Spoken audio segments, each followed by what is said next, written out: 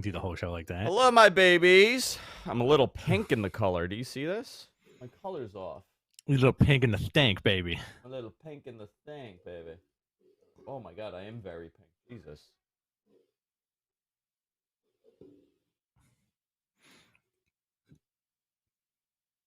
I would love it if Intern Deacon ran for president. Deeks for prize? Mm-hmm. What would his campaign slogan be? Touch my deek in. I don't know. Something ridiculous. It would be insanity. Like Deeks for Geeks? Deeks for geeks, yeah. I'm into that one. All right, what episode is this, MG Geek? Like a title this? Episode 300 and what?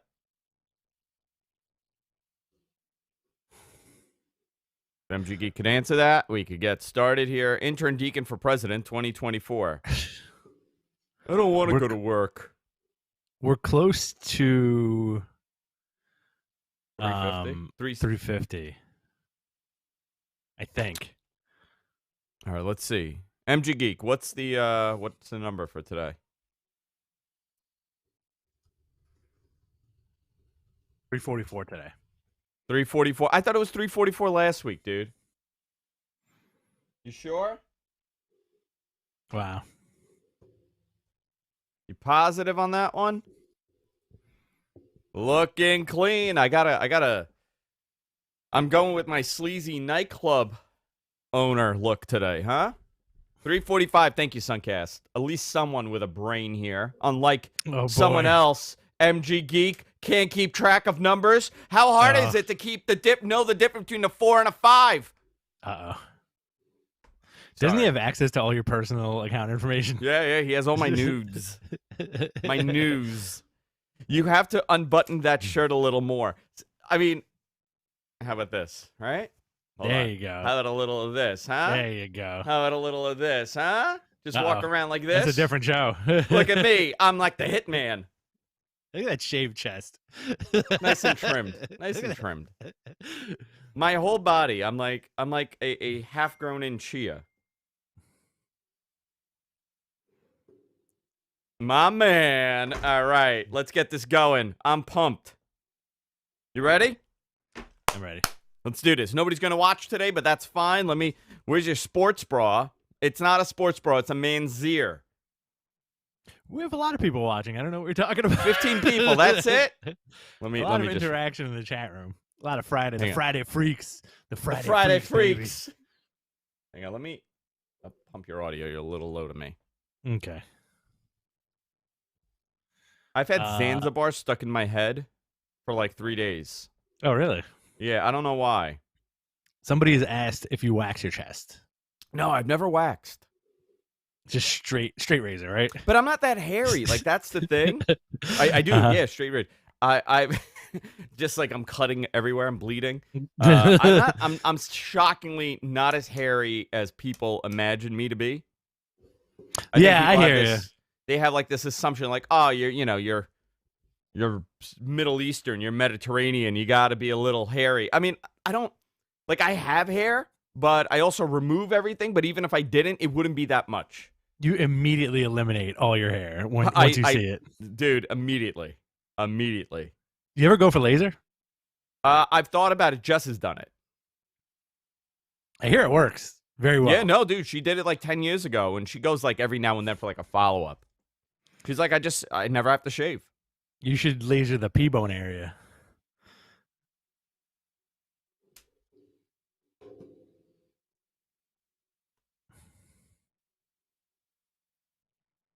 I think people want to see more of a hairy chest on you.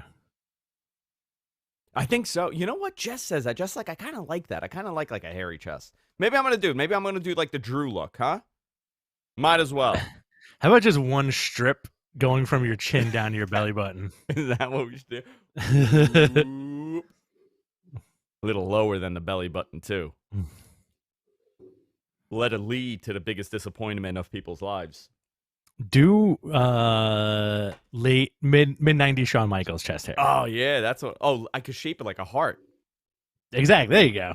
That's your Valentine's Day for next year. Derek saying I need the Dutch Mantel look. All right. Mm-hmm. Just do a landing strip on our chest. All right, let's do this. You guys ready? All right. Let's pump. Come on, let's get pumped. Get busy. Pump it up. Get busy. You gotta pump it. All right. In 3, a 2, and a 1. Hey, everybody, welcome to Matt Men, your source for all things professional wrestling. I'm Andrew Zarian. I'm joined by my personal hype man, Rich Stambolian. Look at this guy's chest. It's amazing. You are my personal hype man. Yeah, absolutely. Sure, I'll be that guy.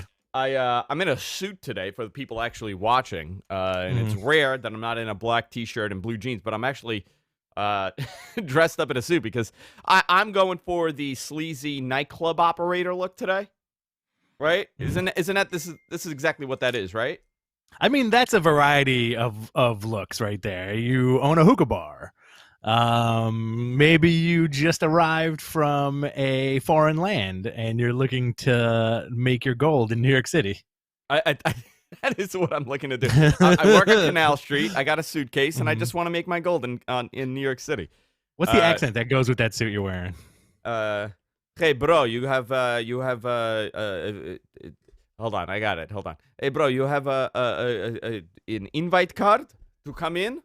We're running illegal club in pandemic, like that.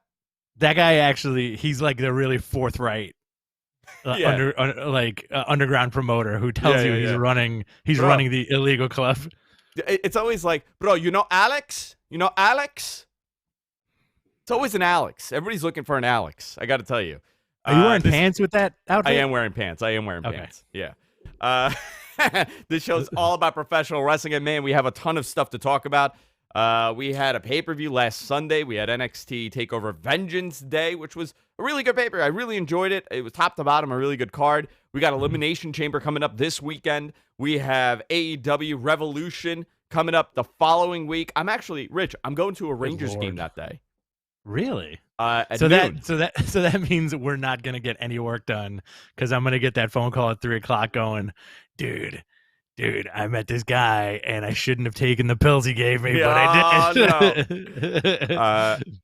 No. So I'm going with Bob in the chat room. We're going to the Rangers game on. Oh, forget it. Yeah. So I think you may want to.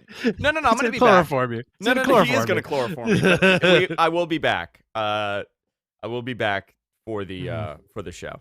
Okay. I have to get a COVID test before I go, though. That's how it works. Good. Which I like. I like that a lot. I got to get a COVID test. There's going to be about 1,000 people in the building, so perfectly fine. I'll be in studio for Revolution, by the way. Awesome. We'll have a lot of fun. I think I'll take off the following day, too. I might bring some fried chicken. Who knows? Oh, yeah? Nice. Yeah, I got to talk to Tony, by the way. A lot of people were asking, are we going to do it on F4W again? I've absolutely loved doing it on F4W. I'll ask Tony what he wants to do. The original idea was that some of these we would do it on our page, like the smaller pay-per-views where we could kind of lose our minds a little bit more. Maybe do like a Matt Men After Dark watch-along. That's what we could call it. Yeah. Because we have a lot going on. The next week, obviously, for AEW will be on F4W. And obviously, WrestleMania, 2 nights of WrestleMania will also be doing on F4W, the live watch-along.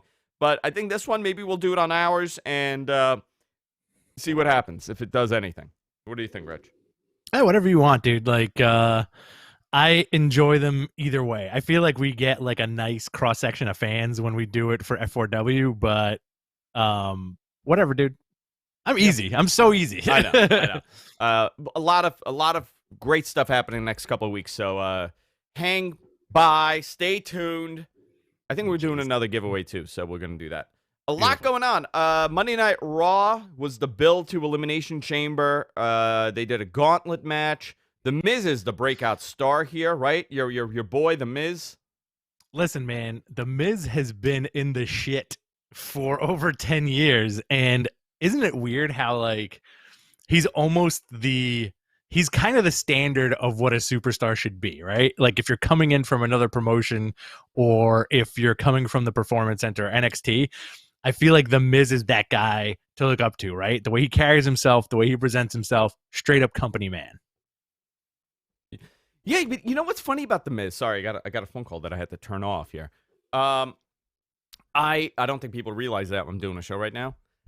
because I never do one on a Friday. I think for The Miz, he's reached the point, and this is interesting to say, right? When The Miz debuted, I think everybody was on the same page where this guy is not going to make it. I think most people, I'm not saying everybody, I think most people watching, they're like, oh, he's just going to be another guy. He's not, he's not this, he doesn't look like what a wrestler would have looked like in that era, but the guy is one of the best talkers in the company. He has tremendous longevity. Forget about if you like the character, you don't like the character, but he is transcended with a different generation of fans where now he's like, oh, it's The Miz. I love him. There's a whole generation of WWE fans that don't see The Miz in what a lot of people do. I think, the problem with The Miz was they gave him that title really quick. Yes. And it did not help him. And I understand the whole point was heat with that title. But, and then you look at a guy like Jinder that also had the title. Long time. Jinder held the title for a while. And obviously he got a lot of crap for it. But his character didn't get it. I think the fact that I think he got it, but I'm sorry, let me say that again. He didn't get it. His character got it, right? But with The Miz, people hate him, hate the person, and hate the character. Right, which I always found fascinating because he always genuinely seemed like a really nice guy, But that character is the epitome of, I think, post 2009 WWE. He's like that poster boy for that era, and you have like 3 or 4 guys come to mind: John Cena, Miz, R-Truth, Randy Orton. Yeah. Those are the 3 from that generation. But you know what? Yeah. Like, I got a friend that's good friends with The Miz, or was at the time. This guy by the name of Kenny Santucci. He was in the Real World Road Rules Challenge. He won like 18 of them. I met him a couple of years ago. He's actually been on the show years ago. Yeah, I remember that. So Kenny's a really good dude. I really like Kenny. And because one of the first things we were talking about when I interviewed him, he said that the first thing he did was buy a wrestling ring and put it in his parents' backyard because he loved wrestling so much, and that's how him and The Miz became friends. But he always said he's such a nice dude, and he got, not only does the character get it, but he gets a lot of shit personally. But I think now we're beyond that for him. He's really become really the face of that company in a bizarre way. He really is. Isn't it crazy that we're now, like, in 2021 saying, like, who the real workhorse in that company is? It's The Miz. Well, The Miz is it's, and this is the difference between casual viewing and us, right? And our viewers and the F4W viewers and the Wrestling Observer viewers. We see wrestling and we want to watch wrestling. People that see The Miz, they see a character and they get intrigued by the character because he's obnoxious or whatever. And that turns into a reality show that's been very successful for USA. So when you really look at this, he really, in many ways, he is the face of that company. And he's the guy that they send out to represent the company. And it is what it is. That's how they do it. But it is a fascinating discussion around The Miz and where he's been. To kind of go back into this, he took himself out of the chamber match. Right. Now, where is that leading to, Do you want that cash in? Because I honestly wouldn't. If it's done right, I would not mind a successful cash in from The Miz. I don't want that cash in because it's too close to WrestleMania to do it. Because you're going to... Look, what do? He cashes in, he wins it, and then Drew challenges for the title? Or he's out of the title picture? Whoever won the elimination? Yeah, I think he's out of the title picture. I do have a feeling... I don't know, man. I kind of have a feeling that Drew is not going to WrestleMania as champ. Instead, it's gonna be like some kind of him versus Sheamus program that doesn't include the belt. Maybe Sheamus call. I don't know. I will see. But we have Elimination Chamber this weekend. We'll go over the card in a little bit. You want to go over Raw a little bit more? Yeah. So we also have this stuff where, well, speaking of Sheamus won the gauntlet. He's the last one in the chamber. Which again kind of sets up like maybe a loss for Drew down the line or losing the title. Who knows? I do think Miz is going to cash in. The Alexa Bliss and Orton stuff, like where do you see that going? I mean, obviously the Fiend, right? But do you marry them at WrestleMania? Like, do you do a theatrical? You know what? Firefly Funhouse match at WrestleMania for the second year, but now it's Randy Orton's bizarre thoughts. Okay, I'm cool with that. I'm cool with that. You know what? I'm going to tell you right now. I'm going to call it. You ready for this? Shoot. Same exact Firefly Funhouse concept as John Cena. John Cena's still in the freaking void, so just putting it out there, right? Okay. In the void. Okay. Randy Orton comes out, and they go through all of his gimmicks, the cast arm gimmick, the countdown, you know, the updates on how well he's doing gimmick. And then you find there's a suitcase. He opens the suitcase. It's just his shit from 20 years ago in there. Right? They got to do that spot where he's just crapping in the women's luggage because that was a thing. I guess you go through all of his demons and characters. I wouldn't mind that, but the most intriguing part of what you just said is them going into the funhouse and him finding NWO John Cena. Oh my God, still sitting there? Still sitting there. And I would love that. By the way, I also think it should get a little spooky, right? So Randy Orton is doing stuff, and every now and then there's a head that's following him, like this translucent head, and it's Edge's gaunt face, like very gaunt looking and scary looking, just following him around. So what you really want at the end of the day is a Christmas Carol with Randy Orton as Scrooge. Yes, that's exactly. And he's haunted by all the ghosts, and Edge is Bob Cratchit. I love it. Regard. I love it. You know what? I just booked it. I kind of popped myself on this one. I would not hate seeing that match. Oh no, me neither. I know a lot of you will hate it. I would not hate it. Would I prefer that over another match? Probably not, but I would not hate it, and I think it could be done well. But again, where the hell is John Cena? Still dressed up in his NWO outfit.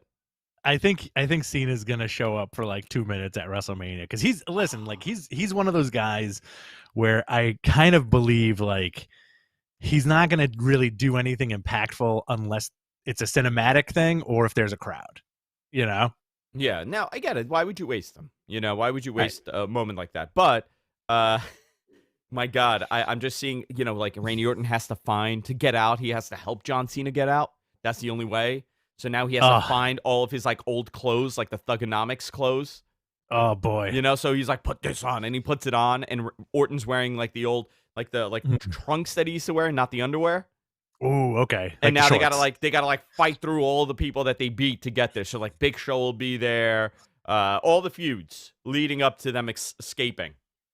Listen. Also, if you somehow turn into that the Christmas Carol thing that you were talking about into like some kind of Great Escape situation with him and John Cena, where like Orton's leading the way and he's also holding John Cena's hand like behind him, and they're trying to escape as the walls close in, and also just for good measure, since they were both in Marine movies, why not throw that in there? Oh my God, they're in the Marine 18.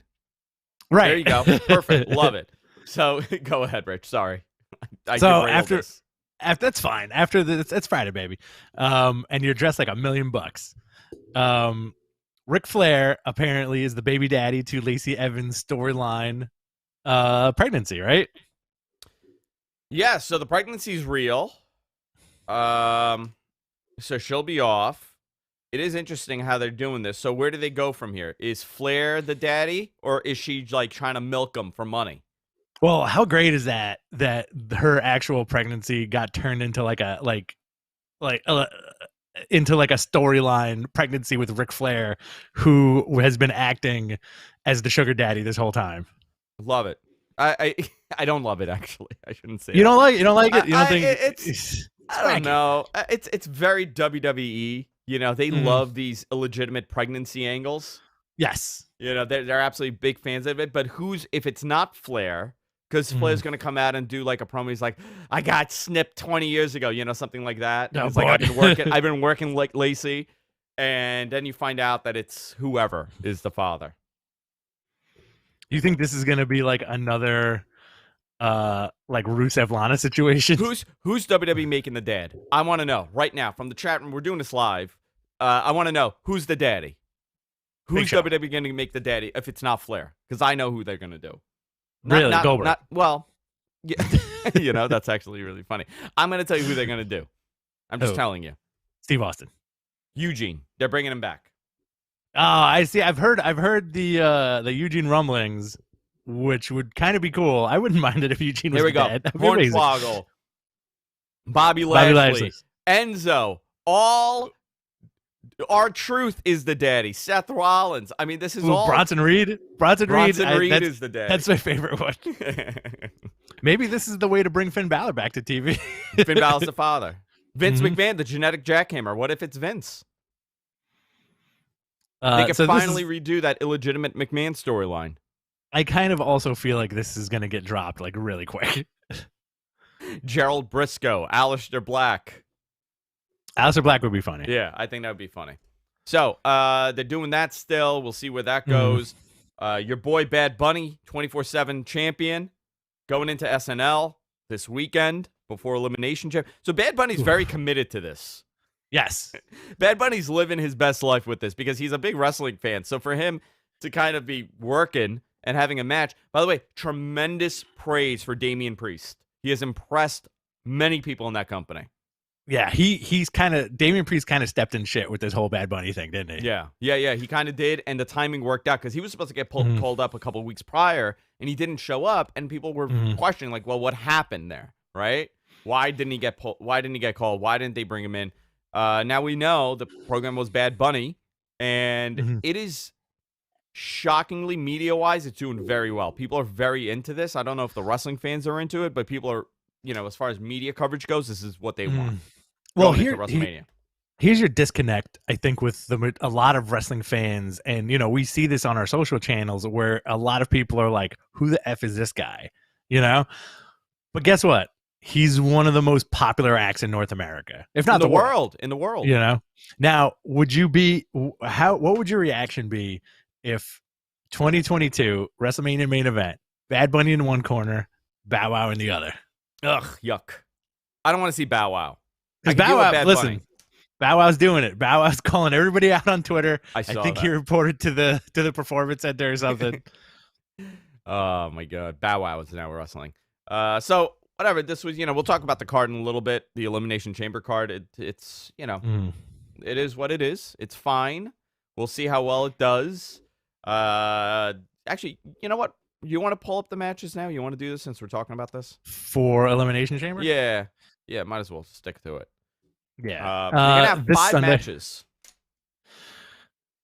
Do you think it's gonna be a quick one? Yeah. Well, the Elimination Chamber matches are long, so that's like about 40 minutes apiece. So that's, you got 2 hours right there, and then you got, and then you're gonna have 3 more matches. So I don't know. It may go 4 hours. Well, let's see what so far these are what the matches are. Roman Reigns with Paul Heyman, versus the SmackDown Elimination Chamber match winner. Yes. So that match includes Jey Uso, Kevin Owens, King Corbin, Sami Zayn, Cesaro, and Daniel Bryan. I'm looking at this. So it's not going to be Jey Uso. I don't think it's going to be either Cesaro or Daniel Bryan, in my opinion. You think they're done with Kevin Owens? I don't know. Do you end that program? I guess KO, and then what do? You have KO lose again? Well, let's see. Unless you do Jey Uso and you do some sort of weird finger poke type thing. Who in that match is most, in your opinion, in your eyes, the eyes of a wrestling fan, who in that match do you think deserves a shot at the title? Daniel Bryan. Okay. I mean, or Cesaro. I know a lot of people are going to say Cesaro, but I still want to see Daniel Bryan and Roman Reigns. I am all for Daniel Bryan and Roman Reigns. I'm for Cesaro and also Sami Zayn. I feel like Sami, in a weird way, has been the slowest burn in WWE. He really has. Listen, I don't think it's WWE's fault or Sami's fault. I think he got hurt a lot. He had a number of injuries. They had a whole different idea for Sami, but he got hurt the first night he showed up, and then after that he got hurt again, and they kind of cooled down on him. I don't know how I feel about the Sami character, but it's very much him. Like, this is who he is. It's coming off. I mean, it's it's a decent. He plays the character great, but is that a main event picture character? I think with another tweak, absolutely, and also possibly a face turn, like him going back to like super ska Sami Zayn. I'd be all about it. He's been a heel for some time. He's been a heel for quite some time. I feel like sometimes when guys get too over, WWE flips on them. Like Nakamura and Sammy are two good examples where they were. I kind of feel like this might be my wrestling fan paranoia, where they saw the crowds were really hot for these guys as baby faces, and then the company was like, we can't have that. Yeah. Next up, we have Bobby Lashley with MVP versus Keith Lee and Riddle. Triple threat match for the United States Championship. I'm looking forward to this one. Did you call him Bobby Lashley or Bobby Lee? I called him Bobby Lee. Okay. Bobby Lashley with MVP versus Keith Lee versus Riddle. There's a lot of L's there. There is a lot of L's. I was thinking of, I think Bobby Lee, the comic. Yeah, the Asian comic, Bobby Lee. I think here's what I think they need to do. Lashley has to be super dominant here. Yes. I have jumped on the Lashley bandwagon. I'm with you. They have plans for him to be in the main event picture after WrestleMania. This guy has been tremendous over the last since the Hurt business. Yeah, you and I both on the same page with this, right? I mean, he looks unbelievable. 100%, man. I think now is the season for Bobby Lashley. It's like Lashley time, like for real. When they brought him back a few years ago, again, he had that feud with Sammy, which kind of went nowhere. And then he did the Lana and Rusev stuff, which definitely went nowhere. And now being in the Hurt business has helped him tremendously because guess what? Put a tough dude who doesn't really talk in a suit, and it makes them that much more badass. Oh, right? Yeah. I like it. I like the whole Bobby Lashley thing. Mm-hmm. I say give it to Lashley. Or if you want to take the title off him, this may be the opportunity. Put it on Riddle, and then you have Keith Lee and Riddle in a program at WrestleMania. Do something there. I'm going to go Keith Lee wins this. You're going to go Keith Lee wins it? Okay. I think so, man. Like, I like Keith Lee a lot. He's very charming. Very charming. I think also with his moveset and just his personality, I feel like they're going to give him a little something extra this Sunday, and it's going to be Keith Lee winning. So apparently the match that was slated is Asuka versus Lacey Evans. Yeah. So that is probably not going to happen. Right. Yeah. So does Flair come out and introduce his new, like, his new girlfriend? I don't know. I don't know what they're going to do there. I have no idea where they go with that. Maybe this was a big ruse from Charlotte and Rick. That's where I thought it was headed from the beginning, where it's like, they're both the dirtiest players in the games. Yeah, plural. And how screwed up of they just used her. Or they used, they could do something with that. Flair's harem. Mm-hmm. We need that. We need that to be a segment. Maybe a call-up from NXT. That'd be kind of cool. Maybe. All right. And we have the Elimination Chamber match for the WWE Championship. Drew McIntyre, AJ Styles, Jeff Hardy, Randy Orton, Sheamus, and Kofi Kingston. Here is your 2009 WWE men's roster. Apart from AJ Styles. Apart from AJ Styles, here's your 2009 Elimination Chamber match. Orton gets, I don't know, maybe Alexa costs Orton his win. Kofi, I don't think Kofi's doing much here. He's probably here for the spot. AJ, you don't think we get Kofi Mania too? Maybe we get AJ and Jeff, Randy, and I don't know. I don't think we're getting Kofi Mania too. I have no clue where they go with this and how they do it, because the Miz is still holding that briefcase over everybody's head. Maybe he's just teasing it for a WrestleMania cash-in. Sheamus and Drew, I don't think that should be the WrestleMania match. I really don't. I don't either. Now, let me ask you something. Yes, sir. Do you have a problem with anyone in this match winning? It would be cool if Kofi won. It would be cool if Sheamus won. I guess I would be cool with anybody winning. Yeah. But here's my problem with it. We have WrestleMania, so I do have a problem if it's Jeff Hardy and Kofi Kingston for the world title match at WrestleMania. You know what I mean? Like, it needs to make sense. Drew is the one that makes sense for me at WrestleMania. I don't think, I guess Drew can make sense. AJ can make sense. Randy could make sense. I just don't want to see Sheamus, Jeff, or Kofi going in because they haven't given it enough time or a build for a program. And a fluke wouldn't go over well at WrestleMania. Okay. I definitely think Edge hasn't made his decision yet, right? No, Edge has not made his decision. Okay. So you could get like a really weird ending where Drew loses, him and Sheamus do their thing at WrestleMania, Randy wins, Edge comes out, points at the sign. Right? Okay. You have Edge and Randy at WrestleMania. Edge wins at WrestleMania. Awesome. Reigniting that storyline. And then what happens with Roman? I don't know. I think Roman faces Goldberg. He does like a part-timer or something. Possibly. Okay. Right? I don't know. I think, and you could put the belt on any person in the Raw side of this match and have it make sense in a bizarre way. So, like, if Sheamus wins, Drew challenges him at WrestleMania, right? Yeah. Interesting. If Kofi... in our chat room, Fifth Generation Carney says, no one in that match has had a winning record since October. Ooh, that's fascinating. That is fascinating. If Kofi wins, what if we got Kofi versus Big E? Big E challenges him at WrestleMania. Well, what if AJ wins and we get Edge and AJ at WrestleMania, right? Listen, I'd be cool with that. I'd be cool with Jeff Hardy and Edge at WrestleMania. I think they're going to put that belt on Jeff Hardy again. I think they're putting the belt on Edge. I don't know who drops it or which title, but I believe Edge would get it.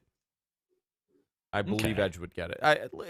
Listen, I love this. Speculation is always fun to speculate what's going to happen, but that's the preview. We're going to be live on Sunday doing a watch along, so join us. I'll post more information in the next day or two. NXT. Are we done with this, Rich? You good? We're done, dude. I'm done. I'm out of here. All right. See you later, man. All right. NXT TakeOver Fallout last night, Wednesday night, I should say. Really good NXT. I really enjoyed this NXT. The ratings reflected the intrigue from people, where a lot of people were very much interested in what happened during the show and where it goes. They left you off with a great cliffhanger at the end of TakeOver, where Kyle O'Reilly got super kicked by Adam Cole after Adam Cole had super kicked Finn Balor, and this is leading up to something crazy. I mean, there's so many people in that main event picture right now on the NXT side. Pretty cool. You know what's funny, though? They've taken... Normally, the North American title has, like, everybody fighting for it. Like, a couple years ago, when Ricochet had it, like, everybody was going for that, and the main event wasn't as cluttered. And now they've gone the reverse, where less people competing for that North American championship, and your top is so heavy for that main event picture. Because remember, you got Adam Cole in that picture, right? Who's Adam still feuding with? He's feuding with Pat. Also, Kyle O'Reilly got super kicked by Adam Cole. Roddy's in that mix. You have Finn Balor. You have Karrion Kross still there. You still have Pete Dunne in that position. Tommaso Ciampa's still, lurking in the back. He's busy right now. But it's a very interesting main event for NXT, where you have so many people trying to get there. And that's by design, right? Because the whole goal is, if I become the king here, I'm going to the main roster, right? They still want to position it like that. I'll agree with that to a certain respect, but I kind of want to ask you a question. Do you think WWE has done a good job of protecting those 3 titles in the last couple of years? NXT, Raw, and SmackDown. I think they've done a good job at protecting the titles, because remember, Brock has had each title in the main roster for long periods of time. Drew has been a pretty, they've attempted with Drew. Unfortunately, with the pandemic, it's been difficult, but they attempted to be the, he was the guy. He was the King Slayer. They've done a good job at protecting the main titles. I don't think they've done a bad job at it. Storyline-wise, it's a different story, but I know, I think they've done a really good job at protecting the titles, especially NXT. NXT, the main title's never considered a joke or anything. 100%. And plus, like, I think the interesting to kind of piggyback on what you said before, the NXT title is fascinating because it's the one title where you're like, oh, this is really close. Like that Pete Dunne match, you were like, this is very close. Like, is Finn gonna squeak it out? That Kyle O'Reilly match, same thing. So like those title defenses have been almost like New Japan style. Like all it takes is like a hair to win, right? Yeah. All right, let me see here. I just closed out the notes here. Oh, all no. right. Sorry, guys. Last night on NXT, Fallout, Ember Moon and Shotzi Blackheart defeated Candice LeRae and Indy Hartwell. I thought that was a fun match. Johnny finds Austin Theory tied up in his underwear in Dexter Loomis's van, and this is getting crazy. He rescued him, and they were celebrating on the ramp. They kept cutting away from the match to show the van arriving, which was bizarre. What do you think they're going with this? Is Dexter Lumis going to be the one that beats Johnny Gargano for the North American Championship? I have a weird feeling that he's going to end up joining them. Like Dexter Lumis in the way. Yeah, he's going to join the way. Yeah, he's going to be hysterical. That's hysterical. It's an interesting feud for Johnny Gargano, especially now because, like, I feel like heel Gargano is more of a comedy character. He has become a comedy character, which I'm not a big fan of, to be honest. I'm okay with it. I feel I like Gargano's interesting because as a babyface, he's like a really serious babyface, right? Yeah. Like he's the super underdog. As a heel, he's kind of like at this point, he's like a comedy heel. I think it works. I think he's kind of flexing his muscles in an interesting way, and plus he gets to be with his wife. Yeah. I think, listen, he's having fun. Pat McAfee was right about Adam Cole all along about being a scumbag. He cut a promo on his private plane, and he was like, yeah, dude, the guy's scum. Told you from day one, he's not a good dude, and he's kind of proving his point. It's funny, like, now they're like, who's the heel, who's the face, in this program? Yeah, I feel like they're going to end up doing like a tag team. Oh, man, can you imagine that? Pat McAfee, Adam Cole versus Finn Balor and Kyle O'Reilly. Listen, that's a good match. That could work. Casey Catanzaro, she's getting a lot of time on TV, which I like. And Kaden Carter, which I very impressive, defeated Aaliyah and Jessie Kamea with Robert Stone. Whatever. It was what it was. Okay. Xia Li says she will purge Casey next week. So Xia's a heel. Right. She's like a brainwashed Mortal Kombat character. Okay, I'm into that. More Mortal Kombat character. And listen, Casey Catanzaro could be a Mortal Kombat character too. Oh, absolutely. Kind of fits there. You had the Dusty Tag Team trophy presentation, which I thought was cool when the trophy was about to be presented to the women. Nia Jax and Shayna Baszler showed up. Yeah, sorry, my mic got cut off. Where do you think they're gonna challenge? What are they doing with this now? You're gonna have set up a match at WrestleMania? I think it's WrestleMania, right? Pre-show maybe Nia Jax and Baszler versus Gonzalez and Dakota Kai. I mean, I was told that they're gonna have NXT matches on WrestleMania this year. They've been saying that for like the last 3 years. I know. I hear about it every year from them, but you know what? There's no takeover this year. True. Okay. So they can do it, and they should if there's no takeover. 2 nights, man. Imagine if if you're doing 2 nights at WrestleMania, it's very doubtful that one of the nights is going to be headlined by an NXT match. No, it won't be headlined, but I think it wouldn't be a bad idea if you put. I mean, listen, it would be really cool to see that NXT title defended at WrestleMania for the first time, and it's a main roster guy that has the title currently, and you could do so much with those entrances and everything. Yeah. So it would work out pretty well. Listen, didn't we see a WrestleMania match, an NXT title match at WrestleMania last year? You know what? For the women's title. What was the match? It was Charlotte and why is my brain just froze on her name? Jesus Christ, my brain. Sorry guys, I'm so tired today. Charlotte and what's her name? Rhea Ripley? Rhea Ripley, yeah. Was that the match? Yeah. Dude, yeah. I don't remember. As soon as you said NXT title match at WrestleMania, I thought of Neville versus No. I forgot. Austin Aries, yeah. On a pre-show? No, also they're doing that match March 3rd on TV. the women's tag match. So Okay, cool. So listen, do the men's one this year. So I'm all good with that. NXT was okay this week. Yeah, it was fine. We had the Dusty Classic. We went over that. Billionaire Cameron Grimes video package. Phenomenal. Perfect. I'm cool with that. He totaled his Lamborghini at the end. So I'm very into this. They've done a good job. I don't care if he becomes even wealthier and turns into a JBL type guy. And I don't care if he loses everything on bad investments. Bulls and bears get rich, but you know what happens to pigs? Oh, boy. They get slaughtered. So that's maybe what they're going to do. He's just going to get greedy and try to make more money. He loses everything. And then ends up going back to his Michael Hayes character. Yeah. Love it. Kushida defeated Tyler Rust.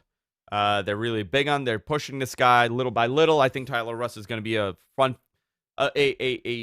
out front guy in this company in NXT in the next, I guess, 6 months. I would say. Okay. All right.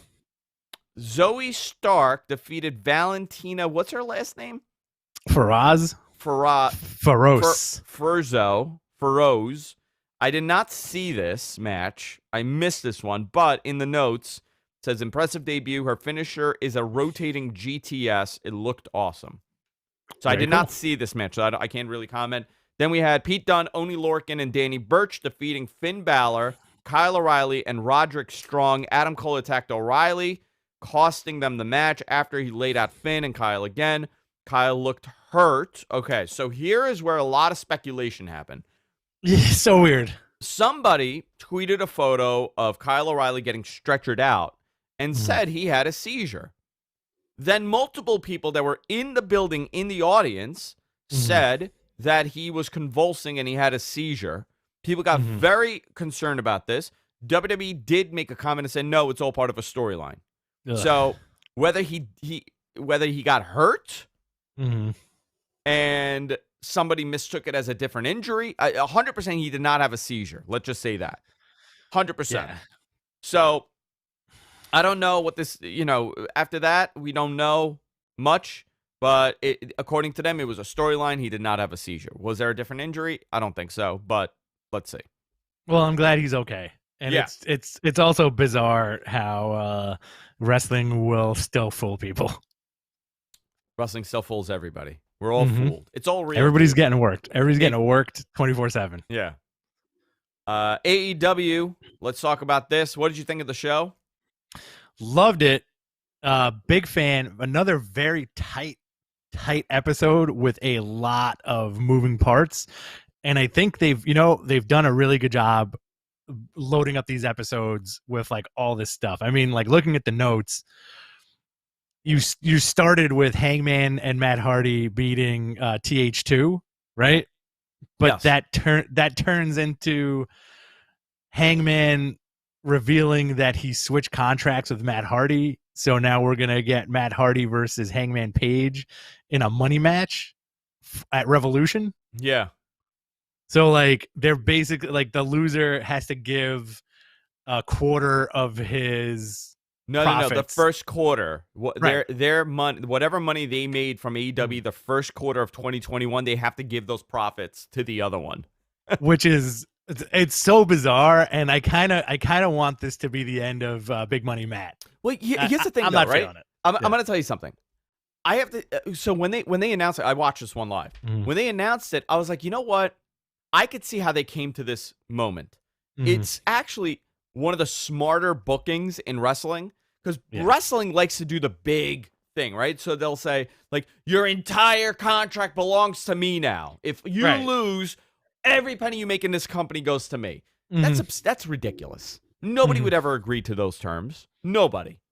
Right. Nobody would even want to suggest that. I'm going to give you all the money I make, or you're going to have to leave your career. This was like done on a normal human level. Like, okay, you know what? Here's the bet. How much money you make this first quarter? I made $150,000. All right, you know what? I made $150,000 also. Whoever loses the match, you give me your first quarter paycheck. I'm liking where this is going. Do you think this is going to be a redemption for Hangman in some way, and the possible end of his drunk character, or what? He's been an alcoholic for quite some time now. He has been an alcoholic for some time. No, I don't know. Is he an alcoholic, or is he enjoys the booze? I think it's a little of both, because like Maybe whenever they cut to him, he's completely sloshed. I think it's funny, But like, how long is drunk hangman going to be a thing? I think it's going to go away once he's in the world title picture again. Okay, he's going to like sober up. Yeah, definitely. You had Riho also beating Serena Deeb in a first round match for the Women's Championship Eliminator Tournament. That was a good match. I think really this was match. Rio's return. Serena Deeb is she's a very rare talent. I think she's very, very good. And again, like much like Thunder Rosa, her presence I think definitely enhances the female side of the roster. Yeah. Team Taz came out. Cut a promo. Bro, let me tell you, bro. You know that Hook is his son? Yes. I don't think people know this. Hook is Taz's son. And somebody, I wrote that on Twitter, and someone goes, but that kid is white, right? That's what someone wrote to me. I go, Taz is Italian. Yeah, guess what, guys? Taz and the guy wrote, and I can actually hear him. He goes, no effing way he's Italian. That's what the guy wrote back. Wow. Yeah. Listen, dude, he likes the sun. He likes the tan. What do you want? He's got that hot dog skin going. He has a nice tan going. I think it was almost 2 months ago where they introduced his son as a character on TV. I don't think people realize that it's his son. It was it wasn't a throwaway line, but it was they didn't make anything of it. I believe 2 months ago, Taz got in Cody's face, and then I think Cody was like, well, then why is your son training with us at the Nightmare Factory? Oh, interesting. And Taz was like, ugh. And then after that, they didn't address it, and it was his kid coming out with them the whole time. So Taz malfunctioned. That's what you're telling me. Yeah. He made Taz malfunction. Listen, I'm a big fan of the Team Taz stuff. Again, I am too. Evil Pizzeria. They all work there. They're all doing different pizzeria duties at the shop. I like that you turned it into an evil pizzeria. They're like the Cobra Kai of pizza. 100%. 100%. Love it. I love it. We need a TV show about this on Netflix. And their hook is basically the pizza's pretty good. It's not the pizza best. Is pretty good. No, but they're aggressive about it. Yeah, they're the best in town. The best in town.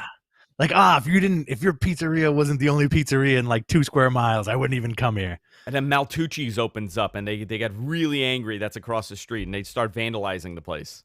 Oh, Taz toilet paper and stuff like that. Burns it down immediately. So while Team Taz is cutting this promo, Sting comes out, and Sting took a power bomb from Brian Cage, 62 years old. Sting with a really bad neck. Took a power bomb. Listen, I'm not knocking it. I'm not gonna go into the whole like he's too old to take this move. If he feels that he's fine to do it, then he's fine to do it. He's a very smart grown man. I don't need to make a determination on what he should be doing. But he got the oohs and the ahs from the wrestling world. So they're working something here. I mean, Taz took a power bomb. Sting, I should say, took a power bomb.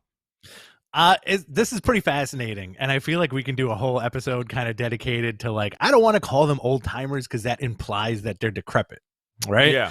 I want to say like your veterans like Sting. I think it's very fascinating now how we're kind of getting almost every company with a veteran working. Yeah. Right? Goldberg, Sting, Muta, 58 years old. Great Muta just won the GHC heavyweight championship. Noah's championship, right? Yeah. And then I forgot the guy's last name, who also won, who's also a veteran wrestler, and he won another company's championship. I think that's a dude who hasn't wrestled in like quite a while too. Yeah. I think the Muta looks remarkable. I mean, he actually looked pretty good for, being so banged up. The guy's knees are done, and he worked hard in that match. Well, he had a double knee replacement not too long ago, and the guy looks great. He also said that he would work with Impact. How cool would that be? Somebody asked him if he would work with Impact, and he said, yeah, I would. So you're gonna get are we gonna get Kenny Omega versus Muta now? Oh my god. Oh my god. Can you imagine that? I feel like you almost I kind of want to see that over Okada and Kenny again. I feel like you almost took your suit jacket off right there. Oh my god. Oh, I'm getting flushed. I'm kind of into that, dude. I never even thought about it. I'm into that. You also had the Young Bucks defeating Santana and Ortiz to retain the AEW Tag Championships. Papa Buck got involved at the end of the match, shoving Chris Jericho. At the end, you saw also before he beat up, Papa Buck shoved Jericho. You saw a lion tamer, and what was MJF using? Not a cross. Was it a crossface? Oh, you know what? And his submission. Remember. It was an armbar, across, whatever it was. So they've built up that match, obviously, for Revolution, where it's going to be Jericho and MJF facing the Young Bucks. Maybe they'll win it. I don't know.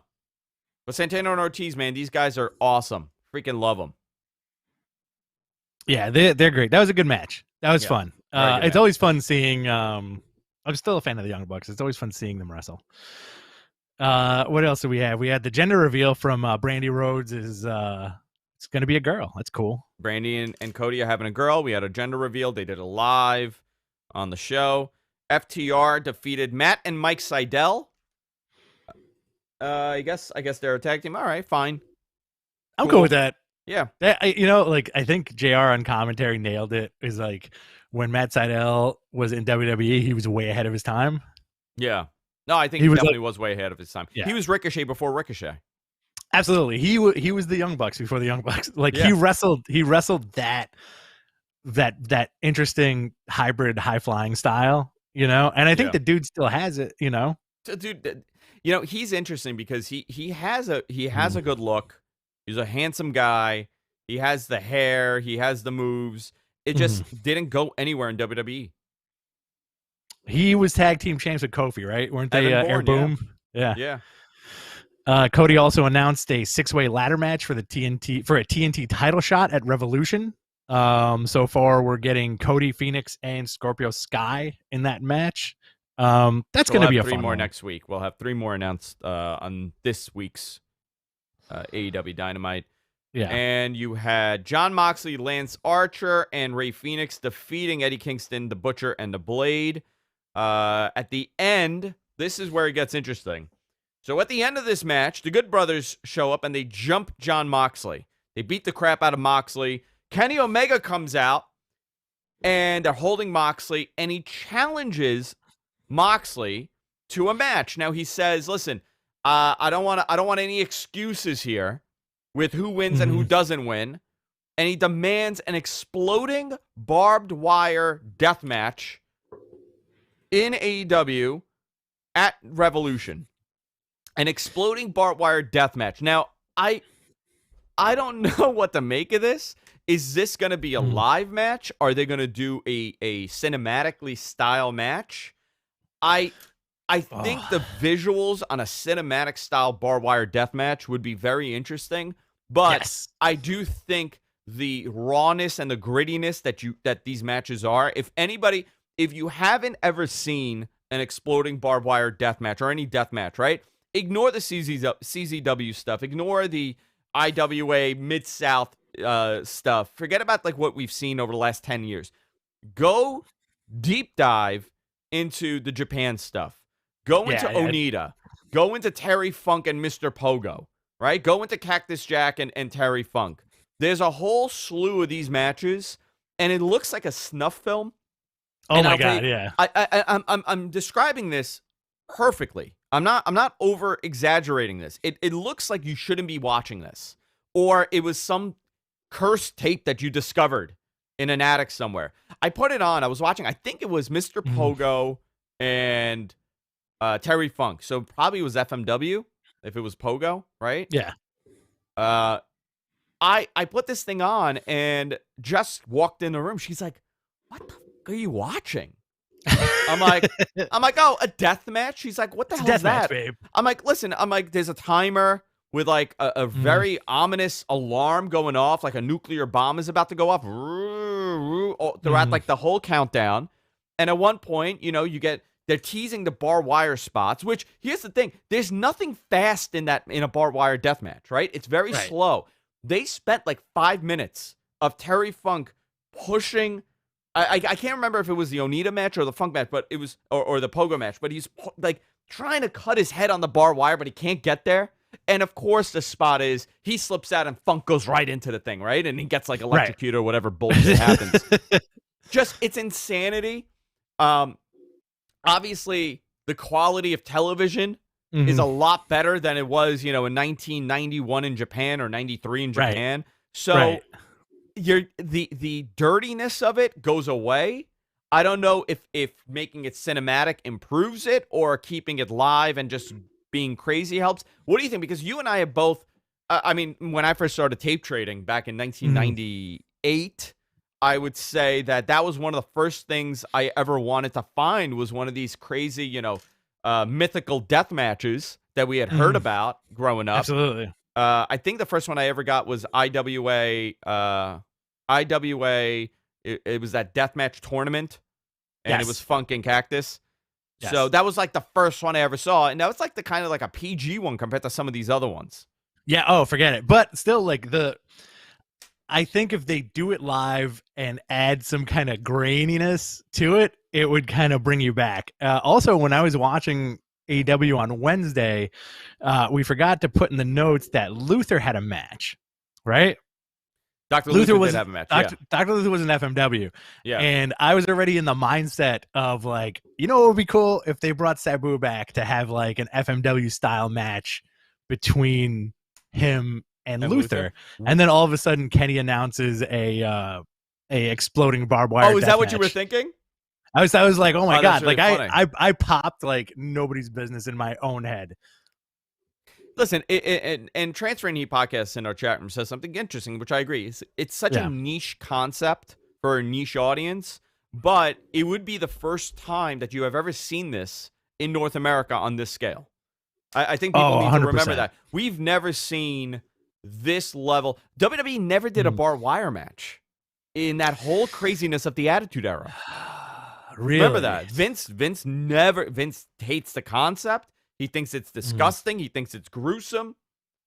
He never did a barbed wire match, which I remember going on the WrestleZone forums, and even 1990, 1998, 1997, 1999, and that's all people would talk about was, will we see a barbed wire match? You know what it was?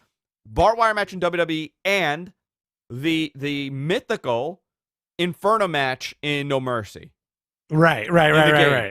If you beat it with Kane 2 times in a row, and then you win the tag titles with The Undertaker, you unlock an Inferno match that you got to face Steve Austin and lose, and then you get a barbed wire match. But you know what you can do, Rich? You could bring, like, Kenny could bring, like, Sabu to train him. You could bring Onita to, like, try to like train him for John Moxley. Well, Taz is also there too. I don't think Taz ever did a death match. You don't think he did a barbed wire match? I don't remember. I know he did much. Several. Yeah. I don't remember seeing Taz's barbed wire matches, but it was more. I mean, really, the match was Sabu and Funk, right? Yeah. It was too extreme, even for ECW. One of my favorite commercials that ECW put on. They say the Terry Funk Sabu barbed wire match is too extreme even for ECW. You Very be the exciting. judge. With the Phantom of the Opera playing in the background. Listen, I'm very excited for this, and it kind of also adds to what Kenny had said before AEW started, where he wants to be the world's most consummate professional wrestler, where he can do any style match. And now he's doing a death match. He's doing a death match on pay-per-view in North America. Dude, you know what? I got to tell you, the 14-year-old in me, right? Freaking loves this. Like, Absolutely. This is, and once again, the legacy of FMW, Wing, the hardcore ECW stuff still existing. Bring it back, kind of, right? I feel because like I think now the guys who are on top are also of the same age where that stuff really had an impact, right? You know what? This is what I was thinking. did WCW do? I don't think they ever called it a death match, but did they do one in like 91, 92? Oh, I don't remember. I'm getting some bizarre memory of something from 1992 and WCW doing something. I don't know what the hell they would call it. Somebody could find this. MG Geek, our producer, he could probably discover this. Or Joe Rogan's producer. You want me to ask him? Yeah, sure. Hey, Jamie, can you pull up WCW 1990? Yeah. Maybe with Funk or Vader or somebody. Okay. Jamie's looking it up. Thank you. That's a good bit. That's a good bit, by the way. Thank you. Jamie's Strong here. bit. Jamie's just looking at it. Dude, I'm hyped for it, man. I think it's cool. I think it's going to be fun. It may be a thing that they do every year. Maybe that'll be their thing. You know, they can. Some other news. Guys, before we go into the other news, I was only doing an hour here today, but I guess we're going to go a little bit longer here. We're 55 minutes into the show. Other news, if you enjoy the podcast, obviously you can fund us here on YouTube. You can hit the Super Chat button when we're live and give us whatever you want to give us. You want to tip us? Give us a tip. But if you want to consistently help out the show and consistently support the product, go to patreon.com/MattMenPodcast. Fund us as little as $1 a month. And listen, it goes a long way, man. Rich and I take that money. That's our beer money. That's our extra, just getting by during a week thing. And it helps every penny of it. So I deeply appreciate you guys doing that. Patreon.com/MattMenPodcast. Also, if you want some Mattmen merch, head on over to ProWrestlingTees.com/MattMenPodcast.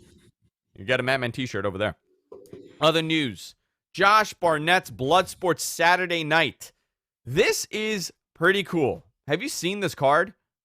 Yeah, it's a pretty rocking card, dude. I was not going to order it. I was not going to watch it until I got the notes here. And I was like, dude, this is pretty good. Do you want to run down this card, or do you want me to do it? I'll do it from the bottom to the top. Okay, from the bottom to the top. Okay, sorry. So we're getting Bad Dude Tito versus Calder McCole. Okay. Calvin Tankman versus Nolan Edward. Okay. Cal Jack versus Super Beast. Okay. Alex Coughlin versus Royce Isaacs. Our boy.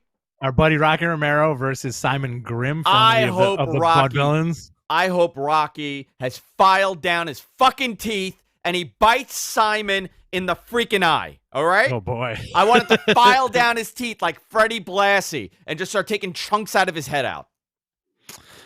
Is it Junior Kratos or JR Kratos versus Chris Dickinson? I think it's JR Kratos. Jeff Cobb versus Tom Lawler, which is going to be awesome. Another one of our friends, Tom Lawler.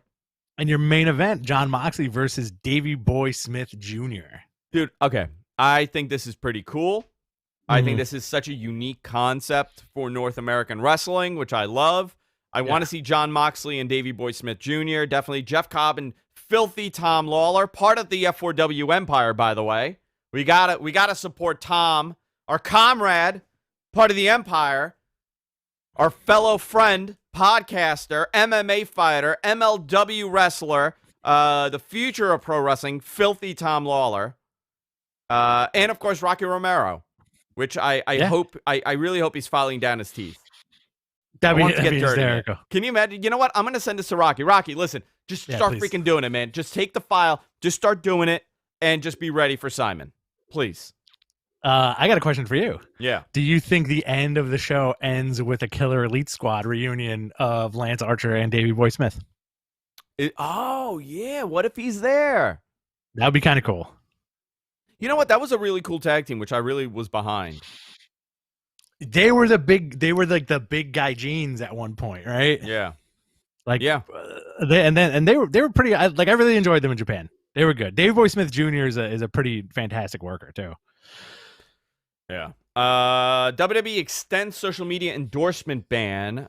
This became a big topic here. So last week there was a meeting, and a lot of people were upset because WWE, they didn't talk to the talent, but they spoke to everybody else. But there were no bonuses and quarterly bonus stuff like that coming out because of the pandemic. A lot of people were upset. I was told there's a lot of questions regarding how endorsements and royalties and bonuses would go.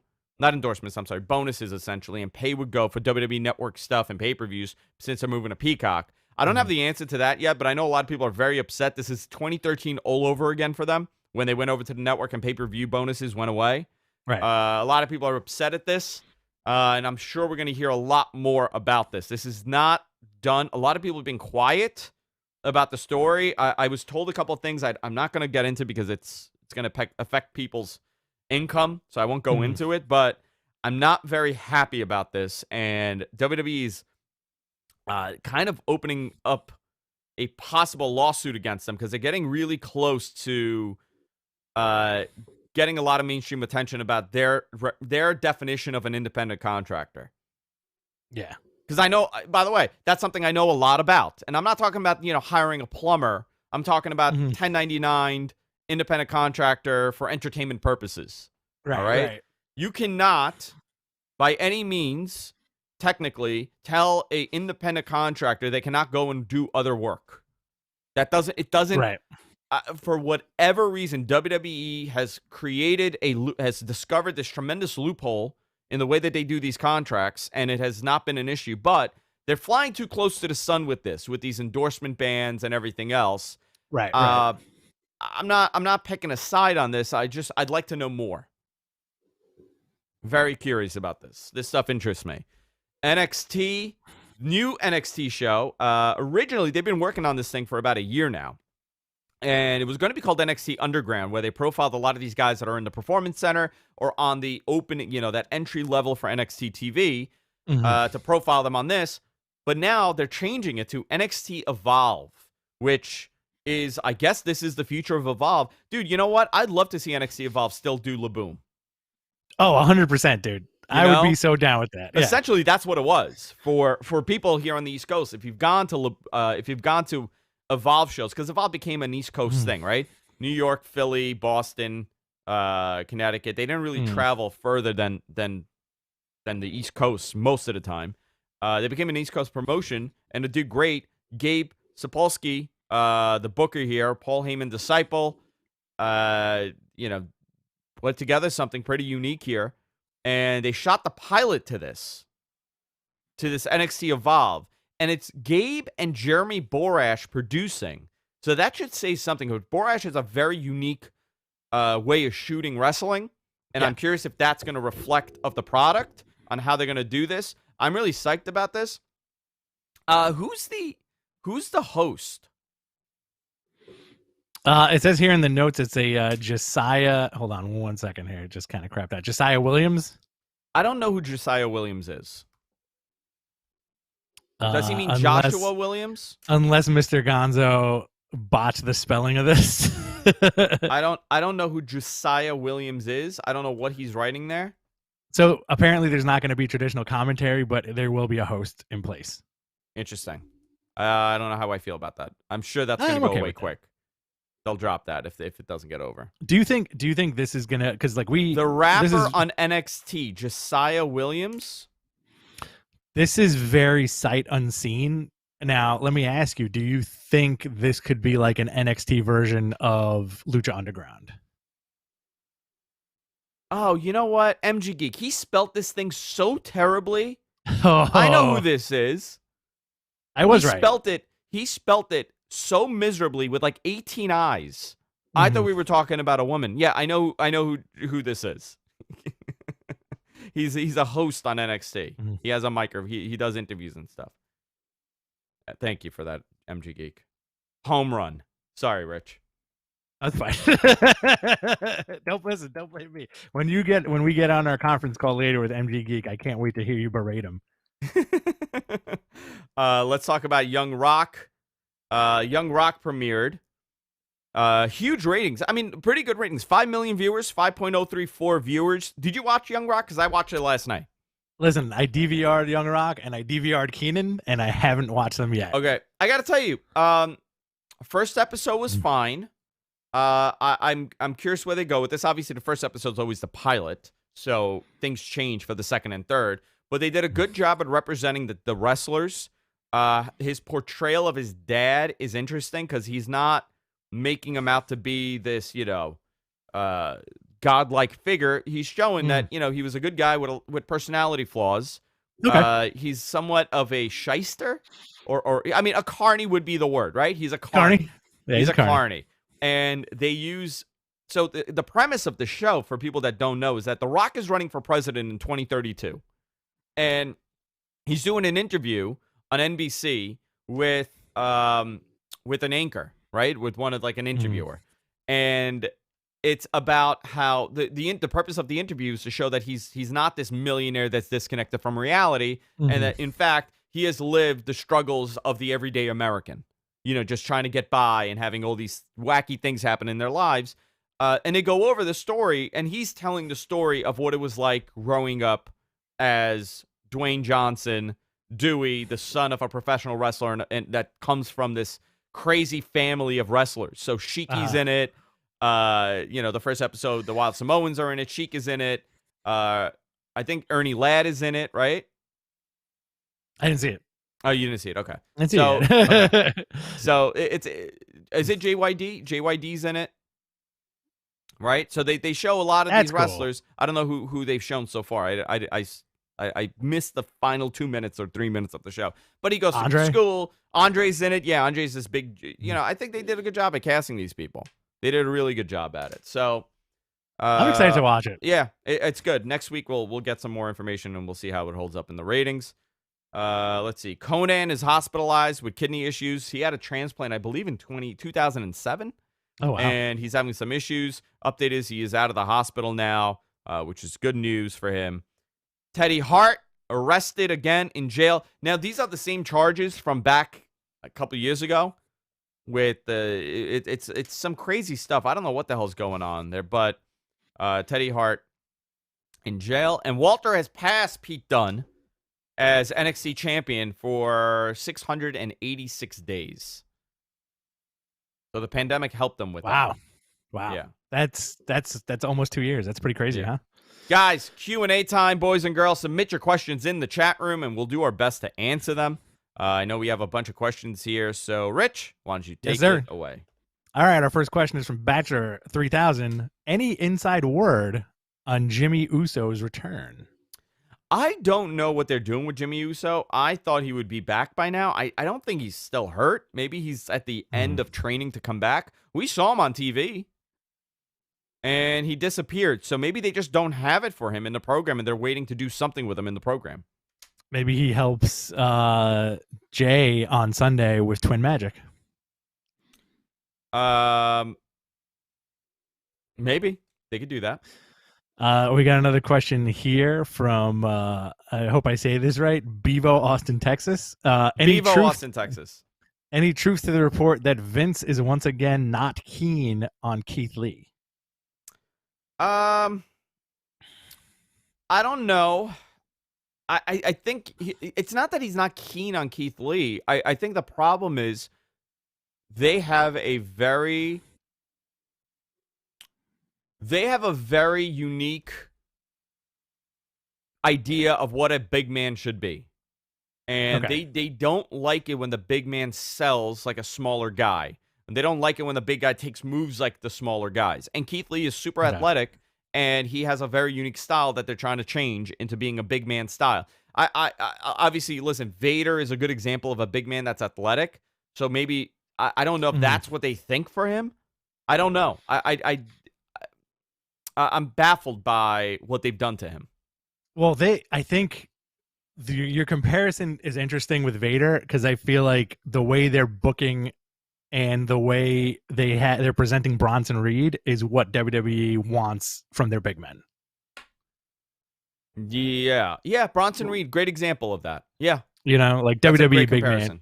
Yeah, Keith, I feel like I think it is a central part of his character that this dude can move like a cruiserweight, and the fact that they're not capitalizing on that it's a little bizarre right now. Same thing with Dijakovic. Like Dijakovic's a big dude who can move like he's 200 pounds, Yeah. All right. Large 23 asks, did MVP get hurt on Raw? MVP did. I don't know, actually. That's a good question, and I should follow up on that. I don't have the answer. Okay. That's a very good question, though. Our very own Mr. Jonzo asks, if you could sign any porn star to the club on the Brock Lesnar deal, who would you sign? Debbie from Debbie Does Dallas. Oh, boy. She's still alive? I don't know. I have no idea. Fifth Generation Carney asks, do you think they're going to do FMW right or wrong? With that death match, I think they're going to do... I it's a lot of pressure to get it right? And if you didn't have the things put in place to make it right, they wouldn't do it. I think you're appealing to such a hardcore viewer, right? And such a niche viewer with that match that you gotta impress them, but in the same way, you have to make it make sense for everybody else that's watching. Because I'm willing to bet if let's say a million people watch AEW, which is pretty accurate with DVR numbers and posts, throughout the week. Out of the million, if I were to say 50,000 people have seen these matches, that would be a high match. Okay. Like from our generation of viewership. You know what I mean? Not like finding a clip on YouTube. I'm saying like actually have followed these matches. It's such a small group of people that have witnessed this and have been interested in this. So they could do a lot of stuff creatively. They have creative carte blanche. But I where do you think they're going to go? Do you think they're going to stick traditional, or do you think they're going to put their own spin and make it into something very different? I think they're going to do their own thing, but I think the hook is definitely just hearing those words. Imagine if all you did was watch AEW and maybe Monday Night Raw, right? And then all of a sudden this guy goes, hey, exploding barbed wire death match. Like, wouldn't your head explode and kind of be like, whoa, what is that? And I think like that's good on them for trying to attract new viewers and pop old viewers at the same time. Yeah. But I also think as long as they do it safely, it's going to be awesome. And I also think that Moxley is going to end up just like completely covered in his own blood. Yeah, it's gonna be gruesome for sure. I don't know. I'm willing to bet. Okay, I'm gonna say something here. I'm willing to bet that there is going to be backlash about this match. Okay, and there are going to be people that they don't like it. It's too gross for them. It's too gruesome for them, and they're going to be really adamant online about how disgusting a match like this is. I'm willing to bet that you're going to see a lot of that, because remember, there's a whole generation of fans that 18 to 24, they've really not witnessed this. Right. On TV. Do you think this is gonna? Because like as soon as you kind of mention exploding barbed wire death match, you imagine just a bloodbath. Who do you hire to set this thing up? Right? Like, is there like one guy, like one old dude now? They're like, no, he's the best in the business. We got to hire him. Well, I think Kenny probably has a lot of connections in Japan who can make it that seamless, right? Mr. Tokuzawa, he's the best at rigging these matches to explode. Also, you know how many mess ups there are in these matches where things don't blow up? Oh, forget it. Listen, they'll figure it out, man. Or they blow. Yeah, they'll figure it out. Let's see what else we got here. Hold on one second. Bob Hazelwood asks, are they using actors on Young Rock playing the wrestlers or footage of the wrestlers? They are using actors of the wrestlers. So they're in the series. So they've hired Brett Reza, I think his name is. He plays the Iron Sheik. Jersey guy. Big jacked up dude. He looks phenomenal. He's living a gimmick now. He shaved his head. He has the mustache, and he calls everybody Bubba. Like, he's become Sheiky in real life, which is hysterical. He's the ghost of Sheiky. So the guys that they casted for this really look the part. Yeah, dude. Everybody looks awesome on the show. Let's see what else we have here. Adam has maybe my favorite question of the day. Shoot. If you button your shirt all the way up, do you get fired from the club? I do. If I button it, I become a different person. I become a pencil pusher. Watch. Hello. Ready? I'm ready. Look. Yeah. I don't know. It doesn't even fit my freaking neck. You went from promoter to intern at the snap of a button. I can't even do this. Come on, man. My neck's too When was the last time you buttoned that button? Oh, never. Oh, hello. Oh, hello, guys. Hold on. Slowly. Ready? Different levels. Let's transcend into different levels. Here we go. That intern? Intern, okay. Okay. Exec? Okay. Club exec? Wait. Club promoter? Club patron? How about this? There we go. Guy who's not letting. Yeah. How about this one? Huh? That one? I don't know if I like that one. Greek dude. I went to a whole different continent, dude. Now I'm in Greece. You know what I wish? Yeah. I wish when you did the button reveal that you had Brock Lesnar's tattoo. Like the knife. Can I just do the Hitman? I feel like I got to do the Hitman every time I unbutton this. Like the fist holding the knife, except the knife is like a big wiener. That would be it. Let's see. Any word else here? Yeah, we got a couple more. All right, shoot. Any word on Aleister Black? They're waiting to come up with something for him. Okay. Do you want to do? We have like 3 more. You want to knock them out? Yeah, let's do it. All right. From Transferring Heat podcast? What are your thoughts on this week's Wednesday ratings? It was very interesting because they were really neck and neck. I think there was a lot of interest for what NXT was going to do. What? I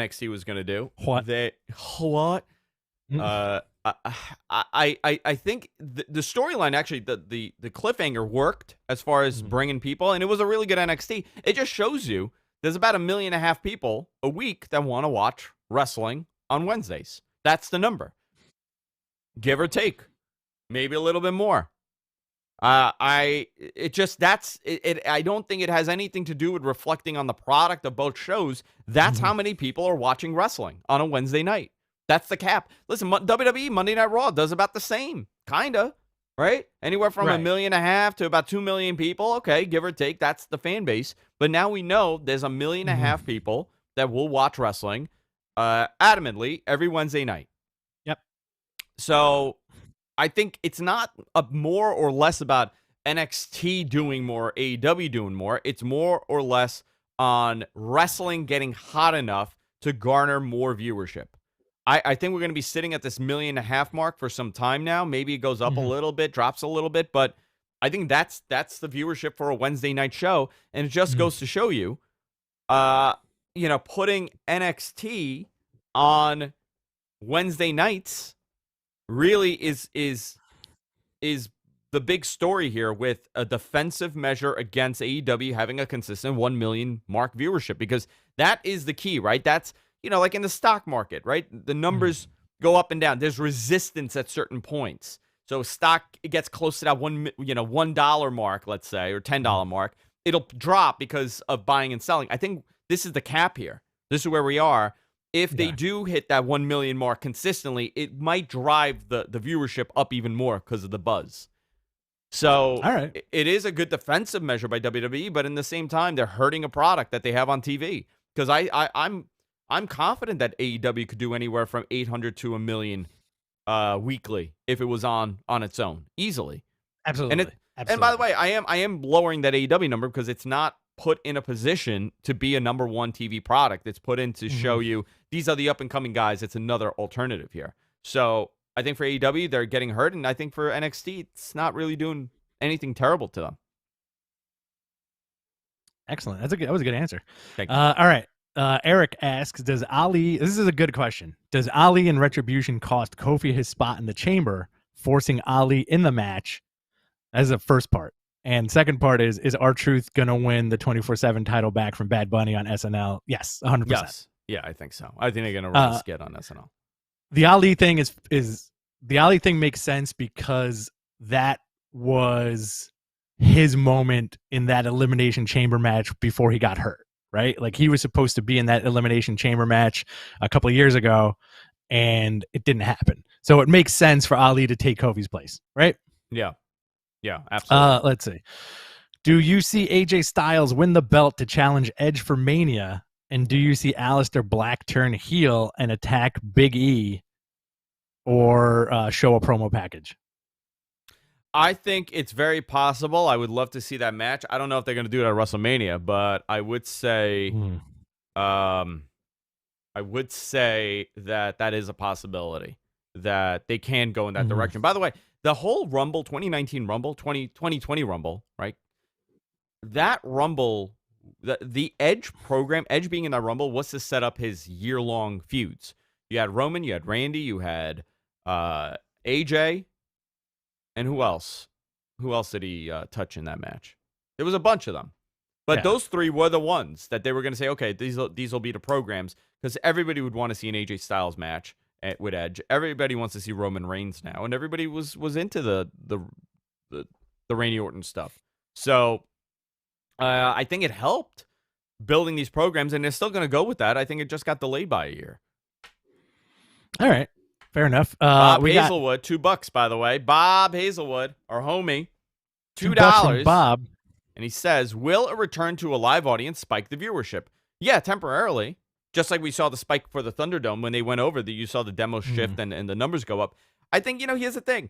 NXT's killing it with 50-plus viewers. AEW is struggling with them because people like to be in their habits and they don't want change. We see it on social media all the time. People complaining that there's another product that people are enjoying, which I hate. I hate anybody telling me, don't poo-poo on my salad. What is it, Rich? What's the expression? You say, don't yuck my yum. Don't yuck my yum. So I think there'll be a bump, but I don't know how much. Okay. Is that it? Are we done? Fair enough. It looks like that's it in the notes. I think we are done for the day, sir. All right. That's it, boys and girls. We'll be back this Sunday for our Elimination Chamber watch-along. I'm not sure where we're going to do it, if it's going to be on F4W or on the Matmen channel. If we do it on the Matmen channel, you could expect things to get a little bit nuttier, a little bit more crazy. So, I don't know. I think we might do it on the on our Matmen one, and we'll really be pushing the Super Chat to see what we could do there with that. Oh, absolutely. Rich, BTC Rich 2.0 is back. You've been doing it consistently last couple of weeks. Saturday morning, usually with a 9 a.m. drop on YouTube, BTC Rich X. Come watch me talk comic books with you. Dude, I got to talk to Jonathan about getting an image for that from you. Mr. Jonzo? Mr. Jonzo, because I want to start posting it on the GFQ page. Awesome, man. Cool. Yeah, Thank you. you. Start doing that. Guys, thank you so much for joining us on this Friday morning. I'm out of here. I'm going to Manhattan. I'm going to the city. I got to open up a club. I got to open up a restaurant. I got to paint my get house. This going, baby. He has to go paint this house. I got to figure out how many buttons I'm buttoning today. So I deeply appreciate you guys joining us. Go to our website, gfknetwork.com. Subscribe to the podcast. We're everywhere podcasts are available. Of course, here on YouTube, hit the like button, hit the subscribe button, hit the freaking bell so it lets you know when we're going live. And we'll see you all this Sunday for Elimination Chamber. See you next time. Take care. Later. There we go. Hey, everybody. Thank you so much. That was fun. All right. You got to get moving, huh? I got to get moving, my friend. All right, bud. I'll talk to you soon. Love you. Love you. I'll see you. See you guys. I got to get out of here. I'll see you later. Take care. I am out of here.